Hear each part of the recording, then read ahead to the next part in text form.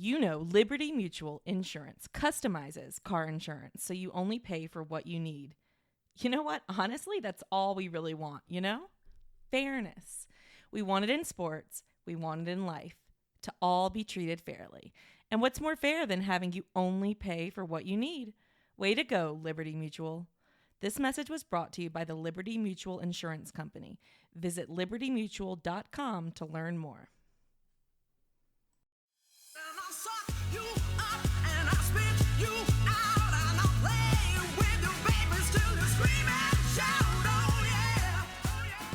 Welcome to Burn It All Down, the feminist sports podcast you need.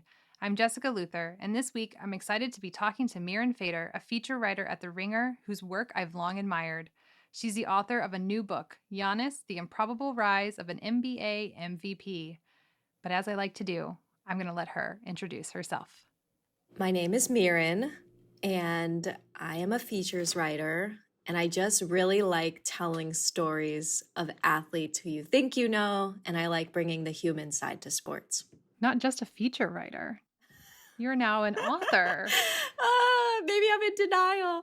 Yes. You're going to have to add that to your bio, Miran. Yeah, apparently that's what's going on right now. I never thought it would actually happen. It is very cool. Yeah, it's very cool. I do want to back up in your life. Did you play sports growing up? Yes. What was your relationship to sports as you were getting as a child and into adulthood? Yeah, so I loved basketball. I started playing when I was 10 years old, and I absolutely just fell in love with it the second I started. I was not good, but I was obsessed with it. And that was the era of UConn's dominance with Taurasi and Sue Bird, and I wanted to be just like them. I slicked my hair back so I could look like Taurasi with the bun. So you and Giannis have the same love for Taurasi. There are pictures going around that he had drew the jersey for Taurasi on the wall. I know. I love that. Taurasi was one of the first jerseys I have. It's like this bright, not pink, but you know, the mercury color that they had. And I wanted to play basketball. And so that's what I did from when I was 10 till I was 20. I was really playing every second, AAU, all of that. I ended up playing my first year in college, and then I stopped. Oh, wow. So you were good. I became good, somewhat good. I was just obsessed, and I never thought of doing anything else. And then, you know, of course, life goes on. And so I was like, what can I do to still be in basketball? And so I was like, I should be a writer. And that's kind of how that happened. That's my next question. Yeah. I wanted to know how you got into sports writing. Your feature writing is so spectacular. Oh, thank you. I think you're one of the best profile writers out there in sports these days. So you just decided at that point when you were in college, did you major? Did you go to J school, journalism school? Yeah. So when I was at the first college I went to was Lewis and Clark. And when I was there, I just had such a tough time during basketball. And I was like, this is not going the way that I want it to. And I think this is it with basketball. You know, I'm not going to play overseas. I think this is it. And I started having kind of an intellectual awakening outside of basketball. And I took this woman writers class, and it was all women. And that's when I got introduced to Toni Morrison. And I just fell in love with her writing and her books. And I just, I was like, I need to become a writer. The professor said women weren't supposed to hold the pen. And there was just something about that motivated me. I was like, man, I want to be a writer. And it's funny because I've been writing my whole life. The first day that I played basketball was the first day I started writing in my diary. Oh, wow. That's a good story. Yeah, because I was just so excited about basketball, and I was like, I should write it down, or and so I just became a diary person from fifth grade all the way up. But I didn't really think anything of it. I was just like, yeah, I love this, but I never thought, oh, I could be a writer. And it wasn't until basketball was kind of going one way and life was happening the other way. I was just like, if I become a sports writer, then I can still be on the court. But then I actually fell in love with the writing way more than the basketball. So I'm really happy that was a shift for me. You're a phenomenal writer. You're a phenomenal writer. I'm about to sing your praises. You're such a good storyteller. Thank you. I feel like that's something that I'm always thinking about and working on. I came up through the academy where we weren't really taught how to write stories. How did you build this career around feature writing in particular? Yeah, when I started out and I was like, I want to be a features writer, at my first job at the Orange County Register, that was not a popular thing to say. It was like, why don't you want to cover the football game on Friday night and write a gamer? And I was like, taking stats on my own, doing that is not what I want to do, So I would just pitch a million stories to them. And I mean, to even get there, that's how I started. I would just pitch to Slam Magazine in college and SB Nation, a couple places, and wasn't really getting a lot of internships because I went to a small school. I ended up transferring to Occidental College. And so I got my start by freelancing, and then I reached out to over 50 places upon graduation, and I either got ghosted or heard no or didn't hear back. And only one place responded, the Orange County Register. And so I was there from 2013 when I graduated to 2017. And every Monday I would come with like 5 more pitches. And it was on the stuff that nobody wanted to do, like Little League Baseball, a junior college pitcher, or, some youth story. And so it was a lot of grinding and trying to make it. And I was freelancing in my like second and third year there for ESPNW and Bleacher Report. They had reached out to me, but I wasn't able to get a full-time job. And it wasn't until they sent me to Lithuania in 2018 to cover LaMelo Ball, I came back and I got a full-time job at Bleacher. So that's how I started, really. What a sentence. They sent me to Lithuania to cover LaMelo Ball. Do you have a favorite story? I think the story that I feel most, sentimental about is the legacy of Mambacita, the Gigi Bryant story, because, everyone was writing about Kobe when he died, and she was just kind of a footnote in all the coverage I was reading. And I just kind of saw that, and I was like, her story matters too, though. What about her? What about her teammates? And then the only things that were done, it was like she loved UConn. She wanted to go to the WNBA. But I wanted to know, like, what kind of friend was she? Was she the girl that I would want to have a sleepover with? And so, it's really hard, as as a journalist, to call people right in the middle of their grief, and let alone at the beginning. So it was a huge challenge. But, I got to interview like 30 of her closest friends and teammates. And so I'm just proud of that story, because I know that one just really mattered to me also as a former girl that loved basketball, that knows what it's like to feel that way, like we were just talking about. And I don't know, I just felt really connected to the writing process with that one. When we did an episode after they both died. And yeah, I mean, I only played basketball for a few years in middle school. I'm 6 feet tall. I'm so jealous. I'm 5 feet tall. Okay. But I think the only time when I really cried recording that was talking about her and like her teammates, and like how much I want to cry now. I know. Even thinking about like my middle school basketball team and like how important that was to me as I'm going through puberty, right, to have been a part of that team. And but of course I have you on the show today because you have a book coming out. A book. It hits shelves August 10th, everyone. So go pre-order it right now. It's titled Giannis, The Improbable Rise of an NBA MVP, as in the Milwaukee Bucks superstar, as in the newly crowned NBA champion and NBA Finals MVP, Giannis Antetokounmpo. So your timing is impeccable, Miran.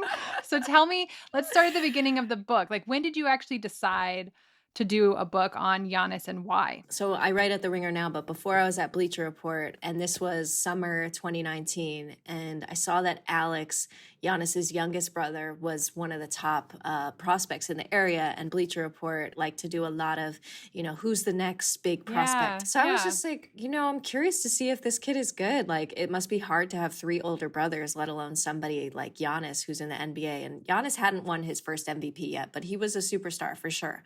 And I went to their house, and I was just expecting to talk with Alex. I didn't think Giannis would be there, but he was there. Oh, wow. Yeah, so it just so happened to work out where I got to spend the day with them and interview Giannis and his mom and Alex and the other brother, Kostas. That the book opens there. Yeah. And so I spent the day with them, and I did the reporting for that story. And I was just so moved by the more vulnerable sides of Giannis, because I think at the time everyone just kind of talked about his freakish athleticism, and they didn't really talk about, who he is as a person and what he's like as a big brother, and just just how he's gone through so much with the death of his father. And so when it came out, it actually ended up revealing far more about Giannis than Alex.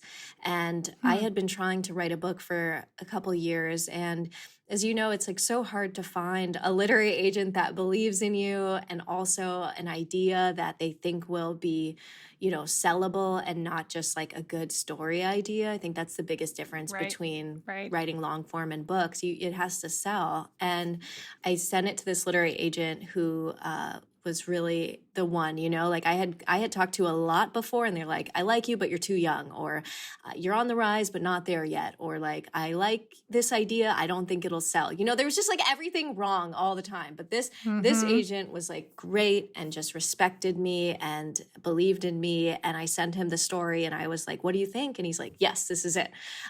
So I did the proposal in December 2019, shopped it around early 2020, and then signed the book deal March 2020, and then the world shut down. Wow. So yeah. Kavitha and I tell the story all the time, but like we literally finished like final edits, and then Rudy Gobert got COVID, and we were like, we actually need to add something to the book. So we were like just in passing. So you were just starting. Because one of my questions was like, did you go to Greece, Mirren? But obviously not. Right. No. Because you haven't gone anywhere. The craziest thing is that I was supposed to go to Greece, that was in the works. And so I couldn't. And because it's my first book, I was nervous and I wanted to do a good job. So I just flew to Milwaukee in February 2020, like late before the world shut down. Sounds cold. Yes, it was very cold. And thank God I did that, because literally I would not be able to talk to anyone in person for the next year. And I ended up doing 221 interviews total, but most of them from my apartment. But yeah, that trip was clutch, because at the time, like I remember being there and my mom was like, can you find some sanitizer in Milwaukee? They're all sold out in LA. And I was like, no, they're not. Like, there's no way that you can't find sanitizer in Los Angeles. This is, but little did I know, in like a week and a half, it would all go to, Wow. So you interviewed over 200 people. Yes. I wanted to ask about access. Yeah. And like, did Giannis understand that you were writing a book about him? Did he have thoughts? Not at the time, because I literally, when I went to their house, it was for the story. Right. Yeah. And then so I told Alex after that, I was like, hey, I want to write a book. And then he steered me to the agents. And then we had some conversations. But then I had to actually do the proposal, because it's hard to say, do you want to participate in something that doesn't exist? Because I didn't have the deal. Right. That's such a weird, that freelancing space. Right. Yeah. You got to have something to ask, but having him makes it easier. Yeah. It's all exactly. Chicken egg. Exactly. So I was like, just want to let you know this is happening. I'm doing this proposal. And then, like I said, I flew to Milwaukee shortly after that. And I talked with the brothers again and the family again. And then the world shut down. So unfortunately, that was all I could do in person. Yeah, I never could have predicted a pandemic when I'm trying to do a book on a very famous basketball player at a very critical moment in his life. But I did my best.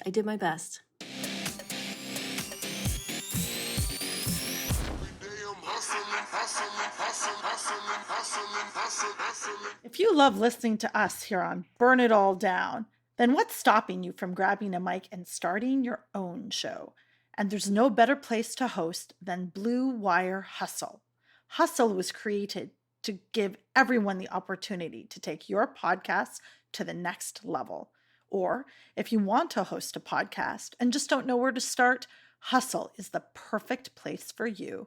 As part of the program, you'll receive personal cover art, Q&As with Blue Wire's top podcasters, access to our community Discord, and an e-learning course full of tips and tricks.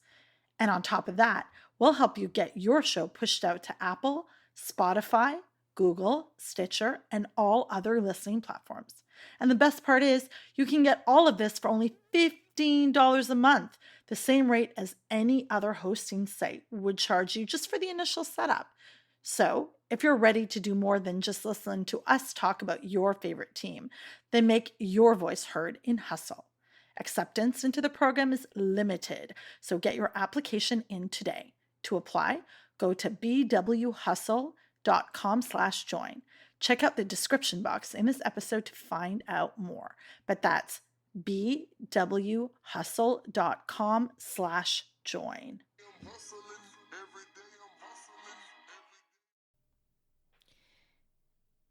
You know, Liberty Mutual Insurance customizes car insurance so you only pay for what you need. You know what? Honestly, that's all we really want. Fairness. We want it in sports and we want it in life. That's why all the sports we love have rules. That's why we have offsides so players don't float down the field or the ice and get cheap breakaways. That's why there are foul poles, sidelines, and out of bounds. In sports, the goal of fairness is built right in. Life doesn't work that way, as we all know, but Liberty Mutual is trying to make insurance work that way. That's what only paying for what you need is all about. And you know, when you do that, you can also save a lot of money. So switch and save when you customize your car and home insurance with Liberty Mutual and only pay for what you need.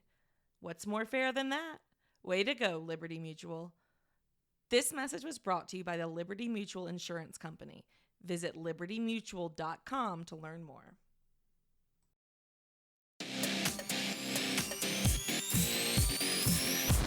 So at some point, you have to stop writing. Yes. And then like you could do edits. But there is like a point when the book went to the publisher and they started to literally print this book that's going to come out in August.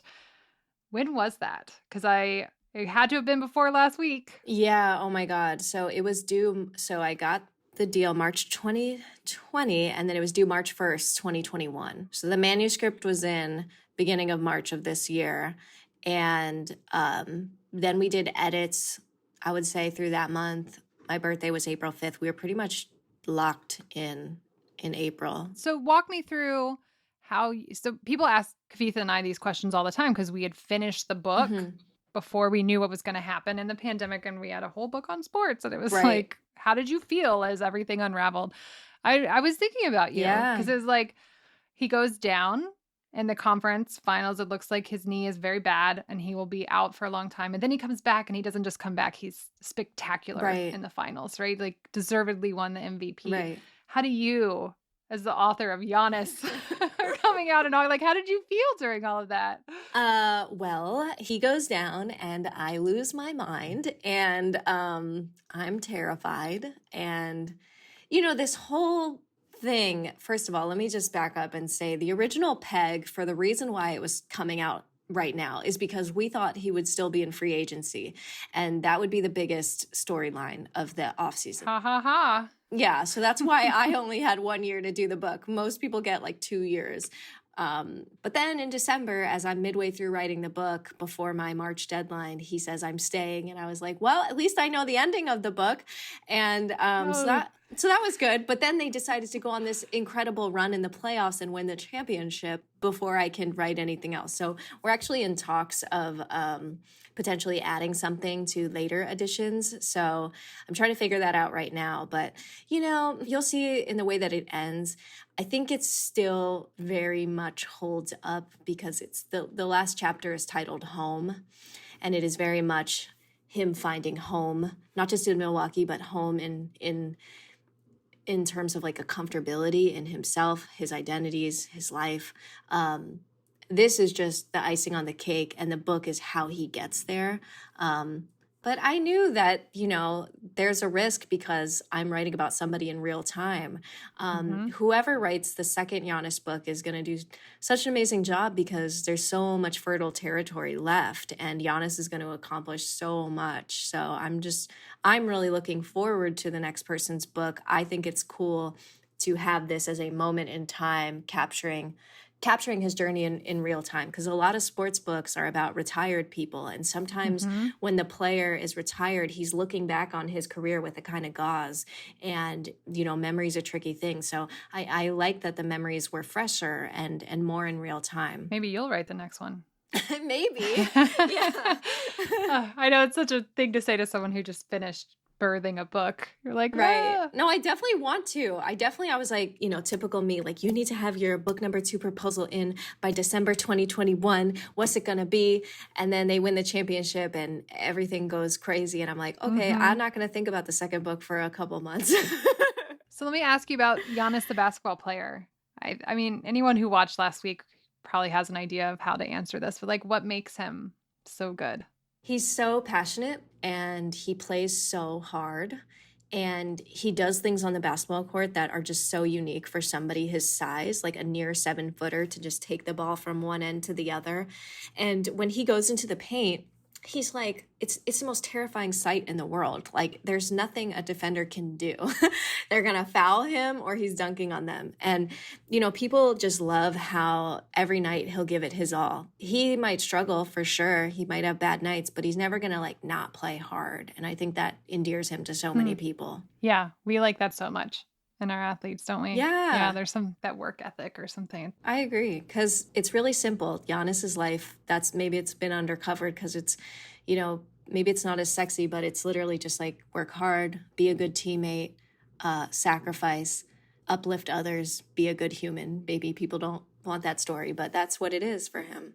What was something that you learned about him or his family or anything around him that genuinely surprised you when you were doing this project?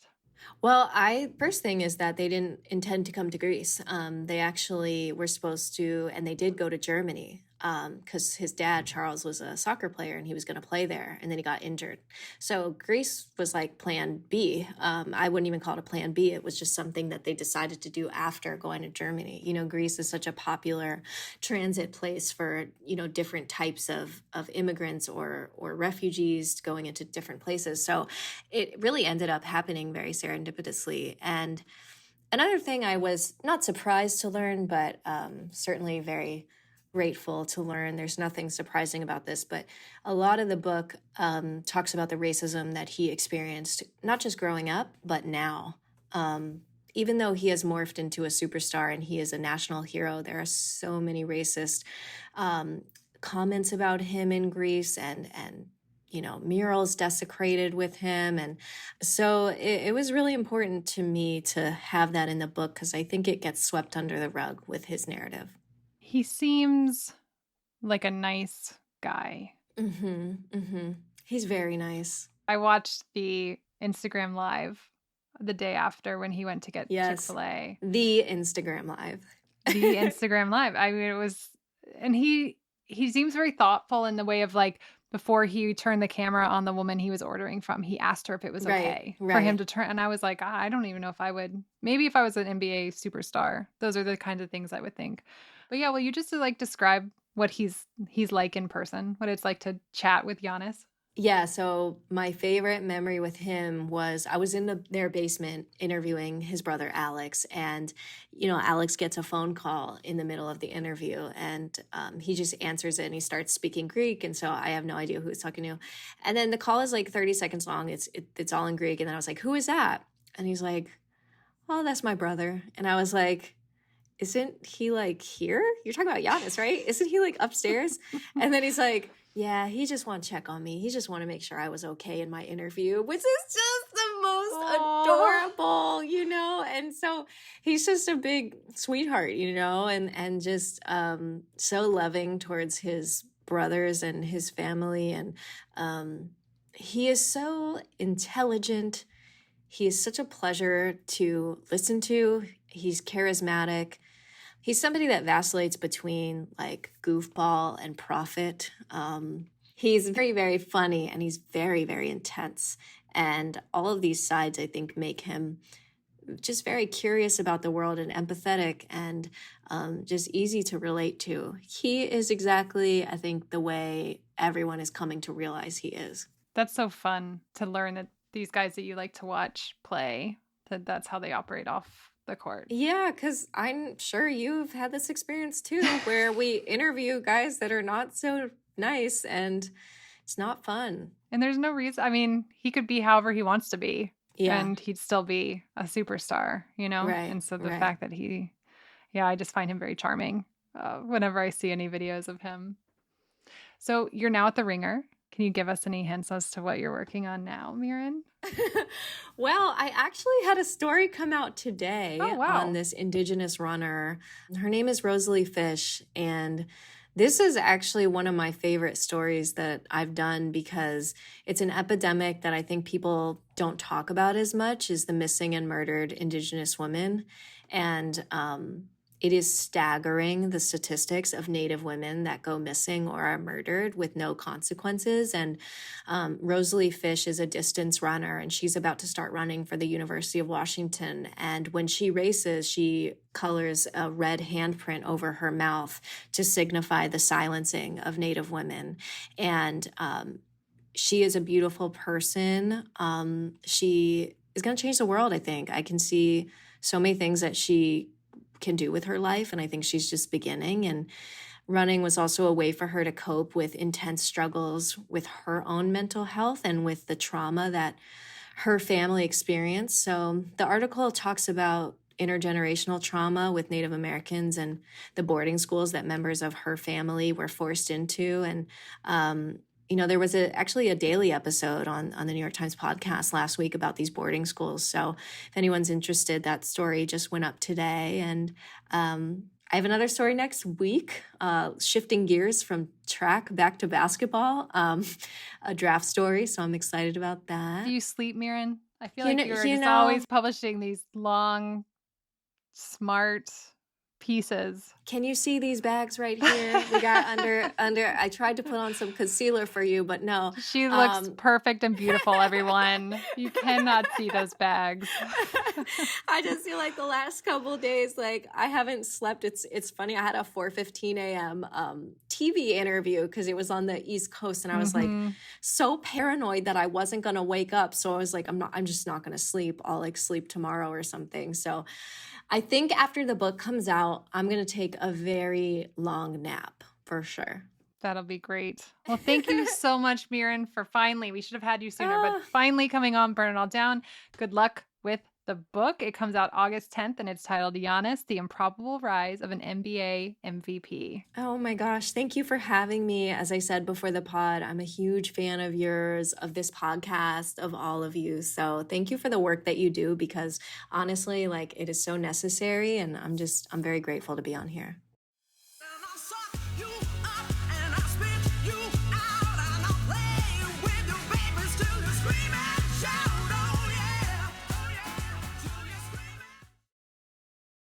What's the worst thing about selling your home? Probably all the times you'll have to scramble for a last-minute showing and somehow clean the dishes, pick up your kids' toys, make all the beds, and get out of the house in an hour. Sounds exhausting. That's not the case when you buy and sell a home with Orchard. They'll help you buy and move into your new place first, and then Orchard will take care of all the showings on your old house. That's right. You're already in your new house. No crazy last-minute scrambling. Take a look and see how Orchard can help you at Orchard.com and get started with a no-cost, no-obligation offer. That's Orchard.com.